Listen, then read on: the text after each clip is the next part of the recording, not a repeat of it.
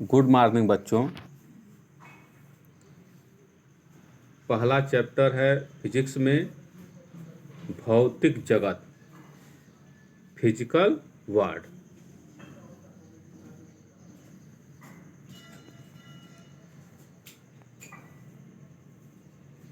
द्रव्य, मैटर। अब द्रव्य क्या होता है? वह वस्तु जिसमें द्रव्यमान होता है, जो स्थान घेरती है तथा जिसका प्रत्यक्ष अथवा अप्रत्यक्ष रूप से ज्ञानेंद्रियों द्वारा अनुभव किया जा सकता है, द्रव्य कहलाता है। तो 3 गुण होना चाहिए: जो स्थान घेरता हो, जिसका द्रव्यमान हो, या जिसका अनुभव हमें ज्ञानेंद्रियों द्वारा होता हो।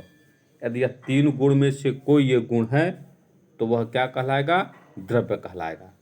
एग्जाम्पल है पत्थर, लोहा, वायु, रुई, जल, परमाणु, इलेक्ट्रॉन आदि। अगला टॉपिक है ऊर्जा, एनर्जी। अब ऊर्जा क्या होती है, इस ध्यान देना। ऊर्जा जो होती है हमेशा कार्य के बराबर होती है। कार्य और ऊर्जा दोनों एक दूसरे के ही रूप होते हैं। किसी वस्तु के कार्य करने की क्षमता को ऊर्जा कहते हैं। ऊर्जा इक्वल टू होता है द्रव्यमान गुणे निर्वात में प्रकाश की चाल का स्क्वायर। ऊर्जा को ई से, द्रव्यमान को यम से और निर्वात में प्रकाश की चाल को सी से लिखते हैं। तो ई इक्वल टू हो जाएगा यम सी स्क्वायर। प्रकृति में मूल बल, फंडामेंटल फोर्स इन नेचर। अब मूल बल क्या होता है? बल वह बाह्य कारक है जो किसी वस्तु की विरामावस्था, गति की अवस्था तथा वस्तु के आकार तथा आकृति में परिवर्तन कर देता है अथवा परिवर्तन करने का प्रयास करता है। प्रकृति में मूल बल निम्न है। पहला नंबर है गुरुत्वाकर्षण बल। इसको 9th में तुम सब पढ़ चुके हो। गुरुत्वाकर्षण बल, ग्रेविटेशनल फोर्स। गुरुत्वाकर्षण बल किन्हीं दो पिंडों के बीच उनके द्रव्यमानों के कारण लगने वाला आकर्षण बल होता है। गुण है पहला नंबर, यह सदैव आकर्षण प्रकृति का होता है। मतलब दो द्रव्यमानों के बीच केवल आकर्षण बल लगता है, प्रतिकर्षण बल कार्य नहीं करता है। सेकेंड नंबर, यह बल सेकेंड नंबर है गुरुत्वाकर्षण बल एक दुर्बल प्रकृति का बल है। मतलब इनके बीच जो बल की क्षमता होती है वह बहुत कम होती है। थर्ड नंबर, यह कणों के बीच स्थित माध्यम पर निर्भर नहीं करता है। मतलब दो द्रव्यमानों के बीच जल को रख दें, कोई पदार्थ रख दें, उस पर निर्भर नहीं करता है। बी नंबर है विद्युत चुंबकीय बल, इलेक्ट्रोमैग्नेटिक फोर्स। आवेशित कणों के बीच लगने वाले बलों को विद्युत चुंबकीय बल कहते हैं। गुण है पहला नंबर, यह बल आकर्षण व प्रतिकर्षण दो प्रकृति का हो सकता है। मतलब जो आवेशों के बीच बल लगता है, या तो वह आकर्षण हो सकता है या तो प्रतिकर्षण हो सकता है। सेकेंड नंबर, यह बल एक दीर्घ परासी बल है। मतलब बहुत दूरी पर यदि आवेश रहेंगे तब भी उनके बीच यह बल कार्य करेगा। थर्ड नंबर, यह बल आवेशों के बीच के माध्यम पर निर्भर करता है। अर्थात यदि आवेशों के बीच जल है, कोई पदार्थ है, वायु है या कुछ भी रख देंगे तो उसका मान क्या होगा? बदल जाएगा। सी नंबर है प्रबल नाभिकीय बल, स्ट्रांग न्यूक्लियर फोर्स। नाम से ही लग रहा है कि नाभिक के बीच यह बल कार्य करना चाहिए। नाभिक में प्रोटॉनों तथा न्यूट्रॉनों, नाभिक में दो ही कण होते हैं, एक प्रोटॉन होता है और एक न्यूट्रॉन होता है।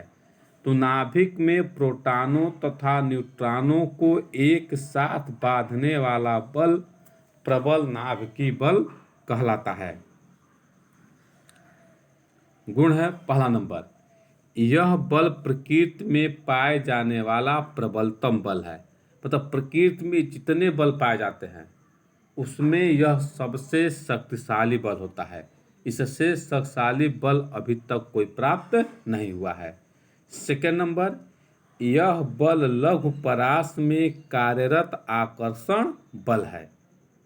थर्ड नंबर, यह बल आवेशों पर निर्भर नहीं करता, अर्थात दो प्रोटॉनों, दो न्यूट्रॉनों तथा एक प्रोटॉन व एक न्यूट्रॉन के बीच समान होता है।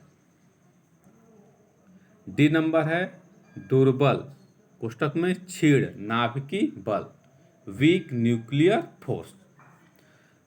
अब जो रेडियो एक्टिव पदार्थ के बारे में पढ़े होंगे पिछली कक्षाओं में कि जो रेडियो एक्टिव पदार्थ होते हैं उससे एल्फा बीटा गामा किरणें स्वतः ही निकलती रहती हैं। इस घटना को रेडियो एक्टिवता कहते हैं। वही चीज यहाँ पर है। रेडियो एक्टिवता में बीटा क्षय के अंतर्गत इलेक्ट्रॉन तथा एंटी न्यूट्रिनो उत्सर्जित होते हैं। रेडियो एक्टिवता में जब बीटा कण निकलता है तो उसके साथ एक इलेक्ट्रॉन निकलता है और फिर उसके साथ एक एंटी न्यूट्रिनो निकलता है। दोनों मूल कण हैं उत्सर्जित होते हैं, जिनके मध्य लगने वाला बल दुर्बल नाभिकीय बल कहलाता है। गुण है, यह लघु परिसर में कार्यरत आकर्षण बल है। सेकेंड नंबर, यह बल भी आवेश की प्रकृति पर निर्भर नहीं करता। आवेश की प्रकृति मतलब होता है कि यह प्लस आवेश है कि माइनस आवेश है, इस पर निर्भर नहीं करता है। भौतिक नियमों की प्रकृति, nature of physical law.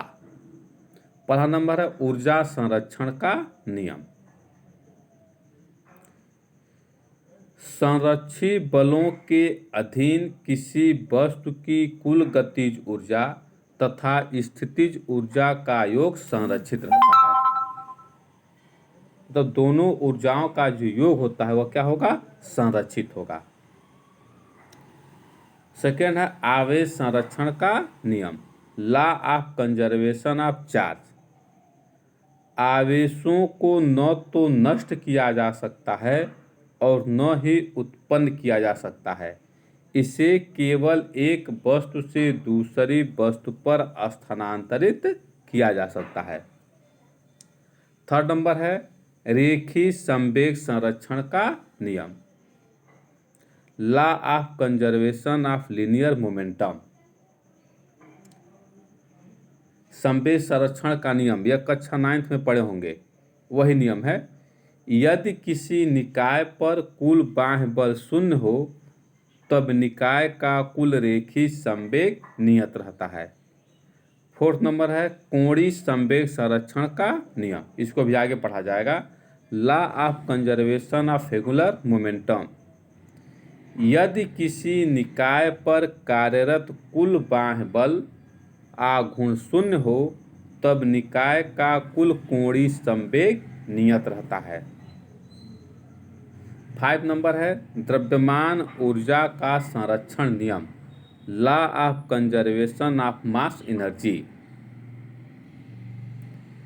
Einstein के अनुसार द्रव्यमान को ऊर्जा में तथा ऊर्जा को द्रव्यमान में बदला जा सकता है। यदि डेल्टा m द्रव्यमान में क्षति होती है तो समतुल्य ऊर्जा equal to delta m into c square.